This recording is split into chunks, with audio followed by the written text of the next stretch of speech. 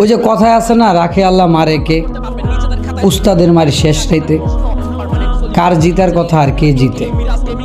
আসলে কি, আমরা যারা এই গেমটারে ভালোবাসি, আমরা কিন্তু এই গেম যারা ভালো খেলে তাদেরকেও ভালোবাসি। But blade one of the best, সেরাদের মধ্যে সেরা। ওর গেম প্লে আমার পার্সোনালি এত ভালো লাগে, আমি যখন ওর গেম প্লে দেখি আমি খালি ভাবি ও কি মোটর নাকি ভাই, যেভাবে ঘুরে আর মারে ভাই, মাথা পুরা নষ্ট। এবং অনেক সময় দেখছি যে কিছু কিছু ভাই ব্রাদার এই ব্লেডের সমালোচনা করে। ভাই, একজন গেমার হিসেবে এইরকম একটা দুর্দান্ত প্লেয়ারের কিভাবে তোমরা সমালোচনা করো আমার মাথায় ধরে না।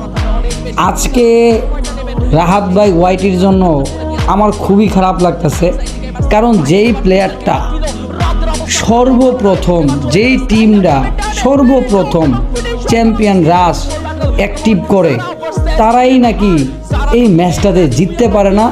এরপর আরও 4টা ম্যাচ খেলার পর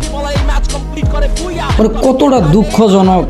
আমার কাছে মনে হয় রাহাত ভাই ওয়াইটির এই আজকের এই 2026-এর রোড টু গ্লোরির যে ফাইনাল ম্যাচ আজীবন মনে থাকবে, সে কোনো দিনই ভুলতে পারবে না। এর যে ব্যথা কোনো দিনই ভুলতে পারবে না, কারণ পুরা ম্যাচে এত ডোমিনেট, এত ভালো খেলা, লাস্টের ম্যাচে আইসা কি একটা অবস্থানে যায় ম্যাচটা হারছে। আর যেই জায়গায় ত্রিপলার পুরা ম্যাচের মধ্যে কোনো ভুইয়া নাই, কি এক অবস্থা, ছিন্ন ভিন্ন অবস্থা।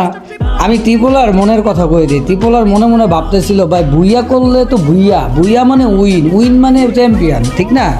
তো এমন সময় এমন ভুইয়া করবো একদম চ্যাম্পিয়ন হয়ে যাবো, ভুইয়া কইরা চ্যাম্পিয়ন, পুরা রোড টু গ্লোরি 2026-এর ওই ভুইয়াতেই চ্যাম্পিয়ন।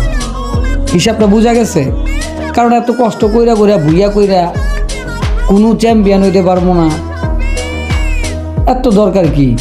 জায়গা মধ্যে কূপ দিয়া দিছে বাইরে ভাই। তবে বেস্ট রাহাত ভাই ওয়াইটি সারা জীবন মনে থাকবো, এই দুঃখ কোনোদিন ভুলতে পারবো না।